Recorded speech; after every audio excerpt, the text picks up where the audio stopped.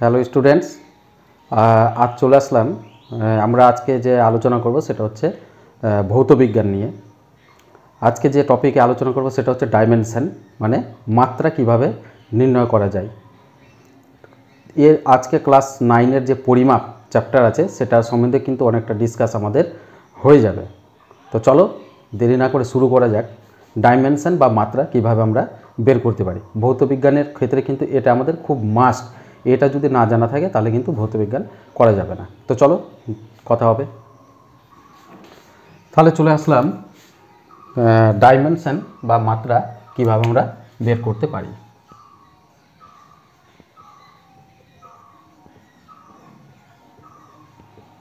Dimension বা বাংলায় হচ্ছে মাত্রা। বিভিন্ন ধরনের রাশিগুলোকে আমরা কিন্তু একটা মাত্রা দ্বারা প্রকাশ করা হয় এবং তার এককও থাকে। তো সেগুলো কিভাবে আমরা করব সেটা আমরা 7টা কিন্তু আমাদের মাত্রাকে মনে রাখতে হবে। 1 নম্বর হচ্ছে দৈর্ঘ্য। দৈর্ঘ্য এর মাত্রা আমরা কিন্তু এল ধরে নেব। ওকে, দৈর্ঘ্যর মাত্রা হচ্ছে এল। 2 নম্বর ভরের মাত্রা হচ্ছে এম। 3 নম্বর সময় এর মাত্রা হচ্ছে টি। এটা কিন্তু আমাদের মনে রাখতে হবে, সময়ের মাত্রা হচ্ছে টি। 4 নম্বর তাপমাত্রা এর হচ্ছে কে, মানে কেলভিন। 5 নম্বর তড়িৎ প্রবাহ মাত্রা এর একক হচ্ছে আমরা আই ইউজ করা হবে। 6 নম্বর দীপন প্রাবল্য, এটাকে আমরা যে দ্বারা প্রকাশ করব এবং এটা দীপন প্রাবল্য প্রকাশ করব। 7 নম্বর আমাদের লাস্ট যেটা হবে সেটা হচ্ছে পদার্থের পরিমাণ।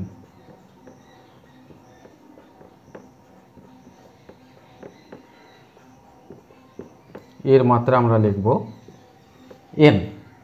তাহলে এই হচ্ছে 7টা হচ্ছে মেন আমাদের, এগুলোকে মৌলিক রাশি বলা হয়, কারণ এদের একটাই কিন্তু একক থাকবে, এই জন্য এদেরকে বলা হয় মৌলিক একক।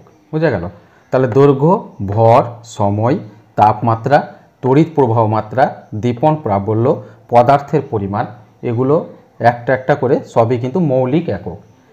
এর দ্বারা, এই মৌলিক এককগুলোর দ্বারা অন্যান্য একক যেগুলো মিশ্র একক বলা হয় বা যৌগিক একক, সেগুলো কিন্তু এগুলোর দ্বারা আমরা কিন্তু করতে পারি। তাহলে আমাদের 7টা এই যে আছে 7টা, এটা কিন্তু আমাদের খুব স্পষ্টভাবে খুব ভালোভাবে মনে রাখো। যারা ক্লাস 9-এ পড়ছো এবং যারা সার্ভিসের পরীক্ষায় বিভিন্ন ধরনের বসো, তাদের কিন্তু এই কনসেপ্টটা আগে ক্লিয়ার করা খুবই জরুরি, মাস্ট। না হলে কিন্তু ভৌতবিজ্ঞান কিন্তু অধরায় থেকে যাবে পড়াটা। এইটা কিন্তু খুব ভালোভাবে বাড়িতে প্র্যাকটিস করো। তাহলে এইটুকুর মাধ্যমে আমরা আজ কয়েকটা মাত্রা বের করব এবং এসআই পদ্ধতিতে ওই মাত্রাগুলোর এবং ওই রাশিগুলোর এককও আমরা আজকে বের করব।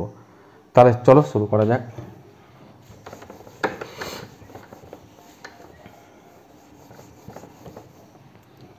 তাহলে প্রথমে 1 নম্বর আমি শুরু করছি,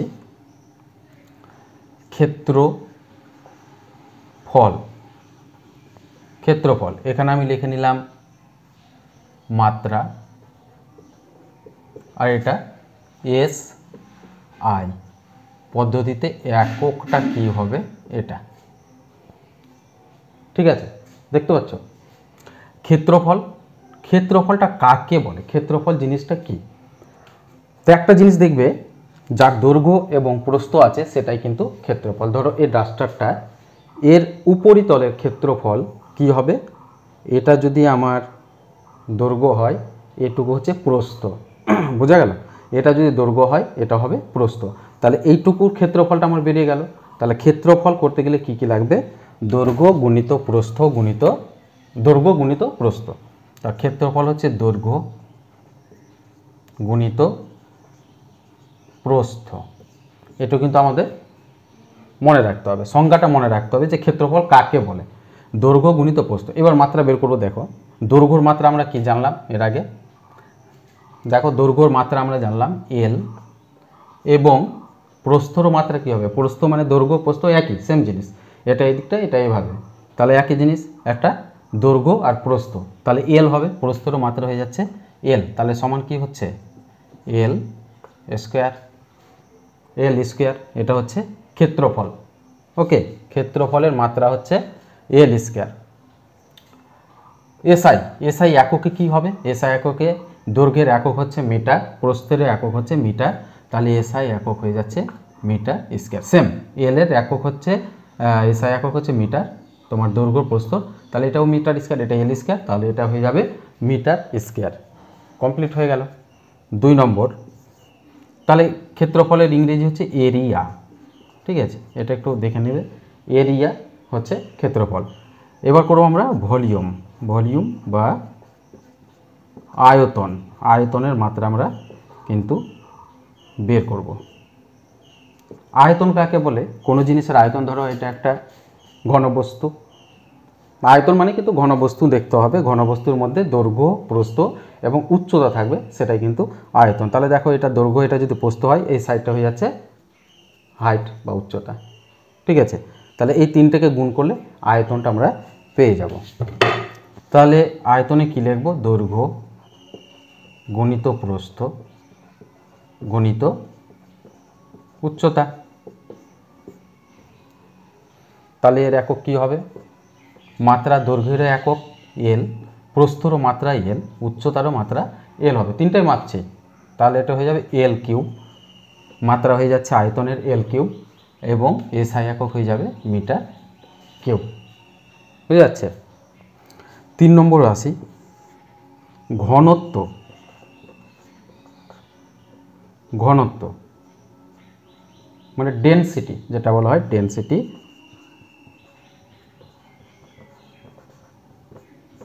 ডেনসিটি ঘনত্ব কত হবে? দেখো ঘনত্বটা কি আমরা জানি, বলেছিলাম যে একক আয়তনে যে ভর, সেটাই হচ্ছে ঘনত্ব। তাহলে ভর বাই আয়তন। একক আয়তনে যে ভর, সেটাই হচ্ছে ঘনত্ব। ঘনত্ব অনেকজন বুঝতে পারে না যে ঘনত্বটা কি। তাহলে দেখো আমি একটু দেখাই ঘনত্ব জিনিসটা কি, একটু বুঝতে হবে। দেখো এটা একটা বাক্স আছে, এটা একটা কাঠের একটা ডাস্টার। ধরে নিলাম এর সেম সেম দৈর্ঘ্য প্রস্থ আছে, সেম দৈর্ঘ্য প্রস্থ হাইট সেম আছে। ঠিক আছে, তাহলে এর আয়তনটা কিন্তু কি হচ্ছে? একই। আয়তনটা হচ্ছে একই। দৈর্ঘ্য প্রস্থ উচ্চতা যদি থাকে সেম, তাহলে সেটাই হয়ে যাবে কিন্তু আয়তন। তাহলে আয়তনটা যদি সেম থাকে, কিন্তু ভরটা যদি ভিন্ন হয়, তাহলে ভর যার বেশি, ঘনত্বটাও তার বেশি, এখানে বোঝা যাচ্ছে। তাহলে আয়তন, শুধু আয়তন দেখলে কিন্তু ভর বেশি হবে না। ধরো এটা বাক্স প্লাস্টিকের, এটা একটা কাঠের বাক্স, তাহলে কার ঘনত্ব বেশি হবে? তাহলে দেখো আমার এটা ঘনত্বটা বেশি হচ্ছে। কেন? যে এটা ফাঁপা আছে, এটা ভিতরে ফাঁপা আছে, ধরো ভরটা তো কম, আয়তন একই, কিন্তু এর ভিতরটা ফাঁপা আছে, এটা কিন্তু ফাঁপা নেই। তাহলে এর ঘনত্বটা অবশ্যই বেশি আছে এর থেকে, এর তুলনায়। তাহলে ঘনত্বটা এইভাবে তোমরা কিন্তু ভেবে নেবে। একক আয়তনে, পদার্থের একক আয়তনে যে ভর, সেই ভরটাকে বলা হয় ঘনত্ব। একক আয়তন মানে আয়তনটাকে এক ধরে নিতে হবে। তাহলে এক ধরে নিলে একের কোনো ভ্যালু নেই, তাহলে ভর সমানই হচ্ছে ঘনত্ব। তাহলে আয়তনটা যদি একক রাখি, তাহলে যে ভর হবে সেটা ঘনত্ব। যেমন একটা লোহা, একটা রূপো বা নিতে পারে, তাহলে 1 কেজি লোহা বেশি এক আয়তনে না একক আয়তনে লোহার ভরটা বেশি হবে, না সোনার ভর বেশি হবে একক আয়তনে? তাহলে দেখবে যে লোহাটা বেশি হচ্ছে, তাহলে ঘনত্বটা বেশি। এইরকমভাবে ঘনত্ব বেশি হবে। তাহলে দেখো, তাহলে ভরের মাত্রা কি হবে? ভরের মাত্রা আমরা আগে বলেছিলাম যে ভরের মাত্রা হবে m, নিচে আয়তনের মাত্রা আমরা বের করেছি l⁻³ ঠিক আছে। তাহলে সমান কি হবে m, এটাও লিখতে পারে, বা l³ যদি আমি পাশে লিখি তাহলে এটা কিন্তু পাওয়ারটা মাইনাস হয়ে যাবে, ঠিক আছে। মানে আমি উপরে তুলে নিয়ে গেলাম, নিচে ছিল তাহলে নিচে থাকলে তো হবে না, উপরে নিয়ে গেলাম, আমি নিচ থেকে উপরে নিয়ে গেলাম, তাহলে কি হবে পাওয়ারটা কিন্তু মানে সাইনটা চেঞ্জ হয়ে যাবে, অপোজিট হয়ে যাবে। এটা যদি প্লাস থাকে মাইনাস, মাইনাস থাকলে প্লাস হয়ে যেত, ঠিক আছে। তাহলে ml⁻³ বলবে ml⁻³ এককটা কি হবে দেখো, ভরের একক কি কেজি, পার দিয়ে দিলাম, এবং এল এর একক কী হবে মিটার, তাহলে metre cube, kg per metre cube, এটা হয়ে যাচ্ছে আমার ডেন্সিটি বা ঘনত্ব। ওকে, তারপর নেক্সট চলে আসছি বেগ, ঠিক আছে, ভেলোসিটি। বেগ, তাহলে বেগটাকে আমরা কীভাবে বের করব, বেগ আমরা কাকে বলে, সরণ বাই সময়। একটা নির্দিষ্ট দিকে যে যাবে সেটাই হচ্ছে সরণ, একটা নির্দিষ্ট দিকে যেতে হবে সেটা হচ্ছে সরণ, এর কে সময় দিয়ে ভাগ করলে আমরা কিন্তু বেগ পাওয়া যায়। বেগটা কীভাবে পাওয়া যাবে, সরণ বাই সময়। তাহলে সরণ বাই একক সময়ে যে সরণ সেটাই হচ্ছে বেগ। তাহলে দেখো সরণের মাত্রা কি, সরণের মাত্রা এল, একটা দৈর্ঘ্য, একটা দূরত্ব বা দৈর্ঘ্য, এল সময়ের মাত্রা কি টি, আমরা আগে জেনেছি সময়ের মাত্রা, তাহলে কি হবে l⁻⁻1, টি এর মাত্রা কি ছিল 1, কিছু না থাকলে কিন্তু 1 ধরতে হবে 1, তাহলে উপরে চলে গেলে কি হবে, আমি আগে বললাম যে সাইন চেঞ্জ হবে, তাহলে -1, তাহলে এর একক কি হবে, এর একক হয়ে যাবে, এর একক হয়ে যাবে কি দেখো, এল এর একক কি হচ্ছে মিটার পার সেকেন্ড, মানে সময়ের একক কি সেকেন্ড, তাহলে হয়ে যাচ্ছে l⁻⁻1 সমান m পার s বা মিটার পার সেকেন্ড, এটা হচ্ছে বেগের মাত্রা। 5 নম্বর আসি ত্বরণ, মানে অ্যাক্সেলারেশন।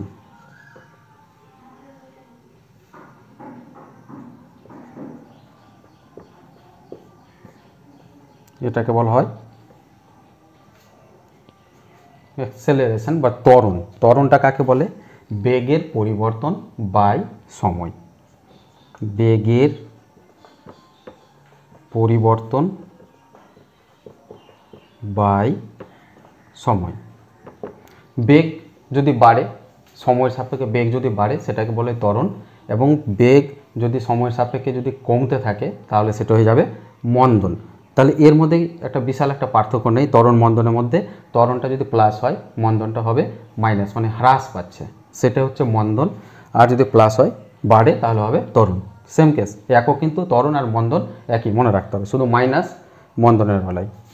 তাহলে বেগের পরিবর্তন বাই সময়, তার মানে বেগ, তাহলে বেগের একক আমরা কি লিখেছিলাম দেখো, এটা আমি বসিয়ে দেবো l⁻⁻1,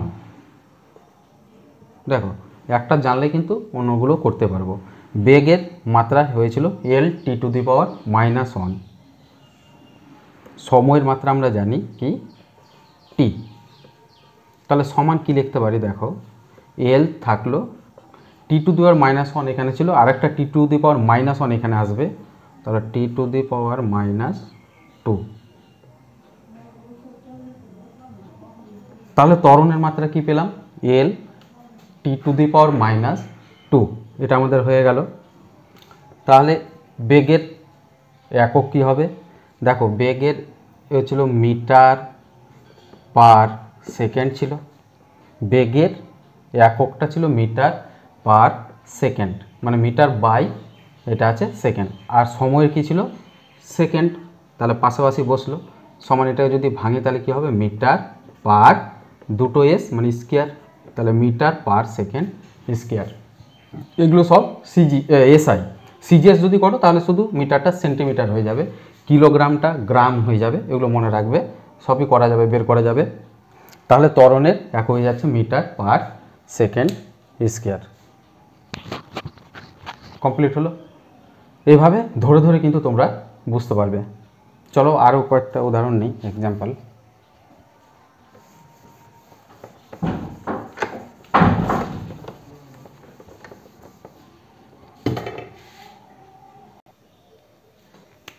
এবার আমরা লিখছি বল।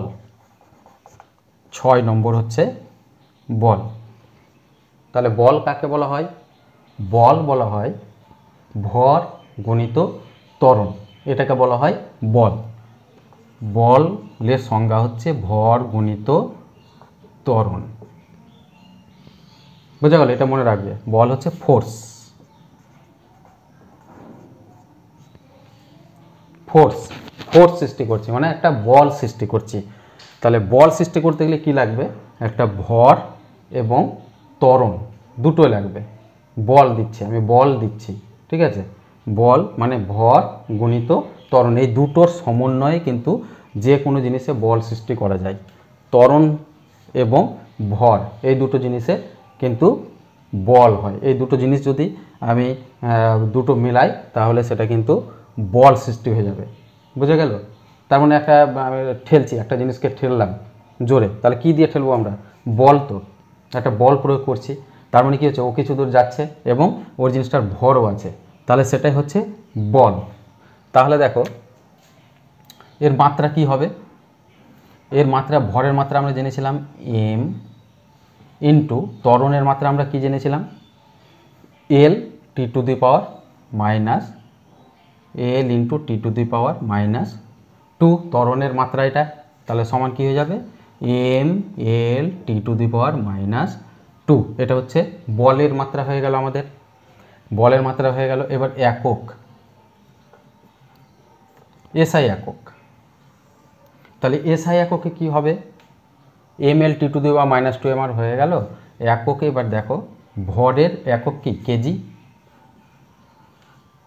ইন্টু ত্বরণের একক কি? আমরা জানি মিটার পার সেকেন্ড স্কোয়ার। এটা হয়ে গেল আমাদের বলের একক, কেজি মিটার পার সেকেন্ড। আবার এটাকে যদি আমি এক কথায় বলি তাহলে এটাকে আমরা লিখতে পারি নিউটন। যেহেতু নিউটন আবিষ্কার করেছিল সেই জন্য ওর নামানুসারে এর এসআই এককের নাম হয়েছিল নিউটন, ঠিক আছে? তাহলে এবং সিজিএস পদ্ধতিতে এর একক হয়ে যাবে ডাইন। তখন এটা তোমার গ্রাম ইন্টু সেমি পার সেকেন্ড স্কোয়ার দেবে, তাহলে কিন্তু সিজিএসও হয়ে যাবে। আমরা এসআই একক আলোচনা করছি, kg into metre per second square, তাহলে এক কথায় নিউটনও বলা হয়, ঠিক আছে? পরে চলে আসি কার্য বা শক্তি। কার্য বা শক্তি, ওয়ার্ক বা এনার্জি কাকে বলে? কার্য কাকে বলে? যদি একটা বল দিলাম, বল ঠেললাম, কিছুটা আমি নিয়ে চলে গেলাম, বল দিলাম একটা জিনিসকে কিছুটা দূর আমি নিয়ে চলে গেলাম, ঠিক আছে? একটা বল দিলে কিছুটা, যেমন আমি একটা টেবিলকে ঠেলে দিলাম, তাহলে বল প্রয়োগ করছি, ঠিক আছে? তাহলে বলে কি হচ্ছে? বল গুণিত সরণ, একটা নির্দিষ্ট দিকে আমি ঠেলছি, ঠিক আছে? এখানে কার্য বল, একটা কার্যহীন বল হয় একটা, আবার কার্যকর বল একটা হয়, কার্যহীন বলা হয়। পরে ওগুলো আলোচনা করব আস্তে আস্তে। তাহলে শুধু মনে রাখো কার্যর আমরা মাত্রা এবং এককগুলো নেব। তাহলে কার্য মানে বল গুণিত সরণ। একটা বল দিব এবং কিছুটা সরণ হবে, মানে সরণ মানে একটা দিক থেকে অন্যদিকে যাবে, তাহলে সেটাই হচ্ছে কার্য। তাহলে দেখো বলের মাত্রা কি আমরা জানি?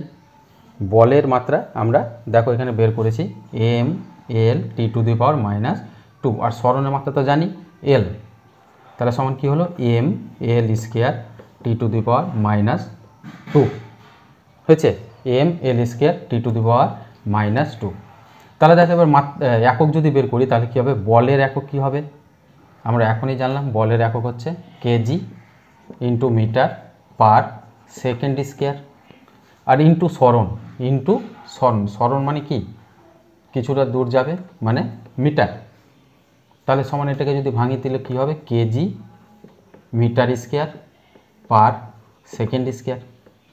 ঠিক আছে, kg metre square per second square, দুটো স্কোয়ার হয়ে গেল, পার সেকেন্ড স্কোয়ার কার্য। তাহলে এর একক কথায় আমরা এটাকে বলা হয় জুল, বুঝে গেল, এটাকে বলা হয় জুল। তাহলে কার্যের পরম একক বলতে পারো জুল। সিজিএস পদ্ধতিতে আর্গ হয়ে যাবে এবং এসআই পদ্ধতিতে হয়ে যাবে জুল। এটা কিন্তু মনে রাখবে, কার্যর একক হয়ে যাচ্ছে জুল এবং মাত্রা ml স্কয়ার T⁻⁻²। পরেরটা চলে আসি, বল কার্য। এবার আমরা করব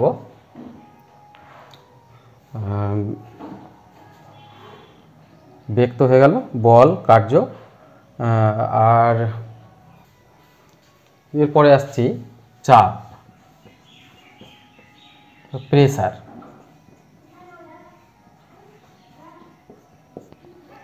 চাপ বা প্রেসার। তাহলে দেখো চাপ কাকে বলা হয়, বল বাই ক্ষেত্রফল। তার মানে কি, চাপ হচ্ছে একক ক্ষেত্রফলের উপর যে প্রযুক্ত বল সেটাকেই আমরা চাপ বলবো। একক ক্ষেত্রফলের উপর প্রযুক্ত যে বল সেটাকে আমরা চাপ বলবো। এখানে দেখো ক্ষেত্রফলের মানটা যদি 1 ধরি, 1 ধরি, ক্ষেত্রফলের মানটা যদি 1 ধরি, তাহলে কি হবে, ক্ষেত্রফলটা 1 মানে কোনো ভ্যালু নেই, নিচে 1-এর ভ্যালু নেই, তাহলে যেটা বল সেটাই হলো চাপ। মানে একক ক্ষেত্রফলের উপর যে বল প্রযুক্ত করব সেটাই হয়ে যাচ্ছে আমাদের চাপ। তাহলে চাপ দেখো, আমি যদি এখানে চাপ দিচ্ছি, এই যে চাপ দিচ্ছি, চাপ, তার মানে ক্ষেত্রফল যত কমবে চাপটা ততই বেশি হবে। কারণ দেখো ক্ষেত্রফলের সঙ্গে চাপের ব্যস্ত সম্পর্ক, ক্ষেত্রফলের সঙ্গে চাপটা কিন্তু ব্যস্ত সম্পর্ক হয়ে আছে, সামনাসামনি নেই, নিচে আছে।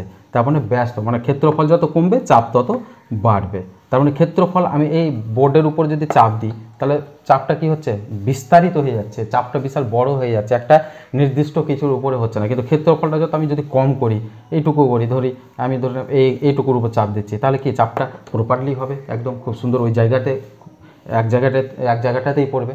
ওই জন্য হাতুড়ি দিয়ে পেরেক ঠোকানোর সময় এই চাপটা আমাদের আসে, যে ক্ষেত্রফলটা যত কমাবো ঠিক জায়গায় কিন্তু আমার পেরেকটা মারতে পারবো আমি হাতুড়ি দিয়ে। ঠিক আছে, তাহলে চাপ সমান কি হচ্ছে, বল বাই ক্ষেত্রফল। তো বলের মাত্রা আমরা বের করেছি, দেখো কত হয়েছিল, ml T⁻²।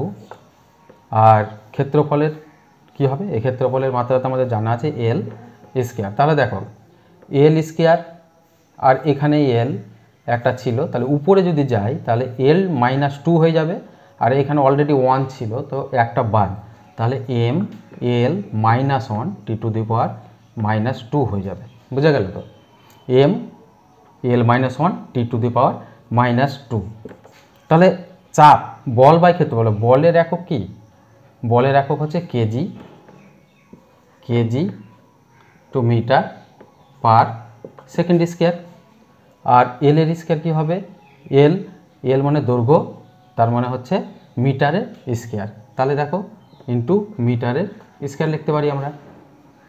তাহলে সমান, এই মিটার একটা মিটার কেটে যাবে, তাহলে কি হবে কেজি, তাহলে m-1 হয়ে যাবে, kg per metre into second square হবে। মানে মিটারটা নিচে চলে আসবে, মিটার কেটে গেল, kg per metre into second square. তাহলে এর চাপের একক হয়ে যাচ্ছে এটা। তো চাপের একক আমরা আবার বলি পাস্কাল। ঠিক আছে, চাপের একক বলা হয় পাস্কাল, এটা কিন্তু মনে রেখে নেবে, চাপের একক হয়ে যাবে পাস্কাল। এবার চলে আসছি আমরা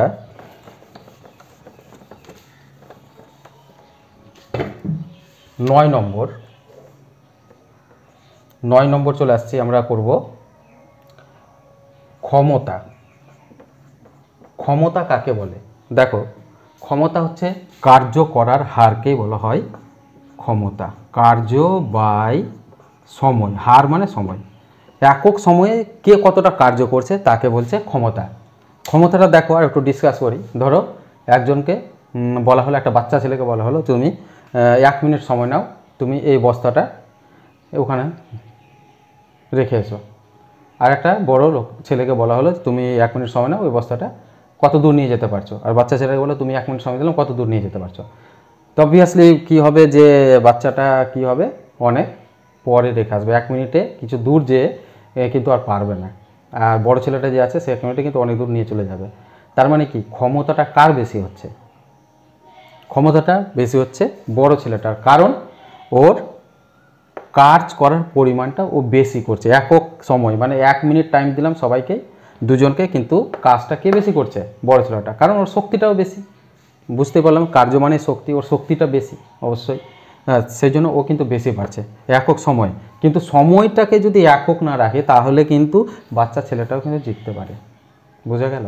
এটা কিন্তু মনে রাখবে। কারণ বলো, ধরা গেল বাচ্চা ছেলেটা 10 মিনিটে অত দূর নিয়ে চলে গেল এক জায়গায়, এই 1 মিনিটে এত দূর নিয়ে চলে গেল, তো বাচ্চা ছেলেটা তোর থেকে বেশি নিয়ে চলে গেল, কাজটা তো বেশি করলো, কিন্তু টাইমটার কিন্তু মাহাত্ম্যটা প্রচুর আছে।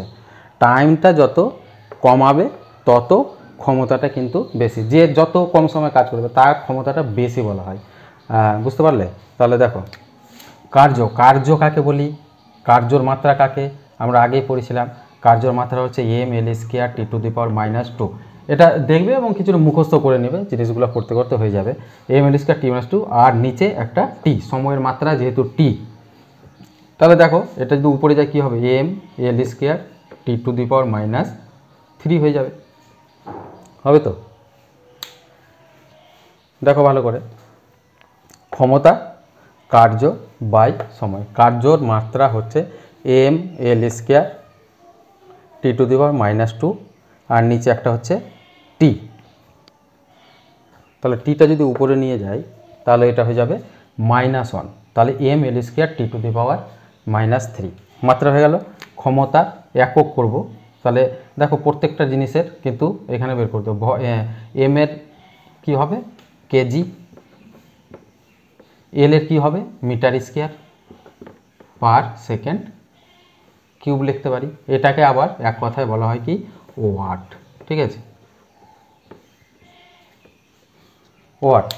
তাহলে ক্ষমতার একক আমরা ওয়াটও কিন্তু বলতে পারি। লাস্ট যেটা আসছে সেটা আমরা করছি ভর এবং বেগ। ভর গুণিত বেগ, ভরবেগ, সরি ভরবেগ। ভরবেগ কাকে বলে? ভর এবং বেগের সমন্বয়ে যে গঠিত হবে তাকে আমরা ভরবেগ বলি। ক্ষমতা মানে পাওয়ার, ইংরেজিতে যদি বলো, ইংরেজি টার্মগুলো কিন্তু একটু মনে রাখবে। পাওয়ার। তাহলে ভরবেগ, ভর গুণিত বেগ। ভরবেগের সমন্বয়ে কোনো গতিশীল বস্তুতে যেটা সৃষ্টি করি তাহলে সেটাকে আমরা ভরবেগ বলা হয়। তাহলে ভর গুণিত বেগ, তাহলে ভরের একক কি? এম। বেগের একক আমরা জানি L T⁻⁻1 হচ্ছে। তাহলে ভর বেগের মাত্রা হচ্ছে ml T⁻⁻1। এটাকে যদি করি তাহলে কি হবে? Kg into metre per second হয়েছে। তাহলে এগুলো বাড়িতে ভালোভাবে 9-এর যে পরিমাপ চ্যাপ্টার আছে সেখানে কিন্তু এটা খুব ইম্পর্টেন্ট। আর এই জিনিসগুলো কিন্তু বিভিন্ন ধরনের সার্ভিস চাকরির পরীক্ষাতেই থাকে, অবশ্যই থাকবে। সেটাকে কিন্তু আমাদের এইভাবে মনে রাখতে হবে, খুব সুন্দর করে মনে রাখবে, সূত্রগুলো মুখস্থ করবে, কাকে কি বলে এটাকে বারবার খাতায় প্র্যাকটিস করো, দেখো খুব সুন্দর ইজিলি হয়ে যাবে। চ্যানেলটা যদি ভালো লাগে অবশ্যই সাবস্ক্রাইব করো, এবং আরও নতুন নতুন ভিডিও পেতে অবশ্যই নোটিফিকেশান বেল যে আছে পাশে কিন্তু বাজিয়ে রাখবে। তাহলে পরের দিন আসি অন্য টপিক নিয়ে। ধন্যবাদ।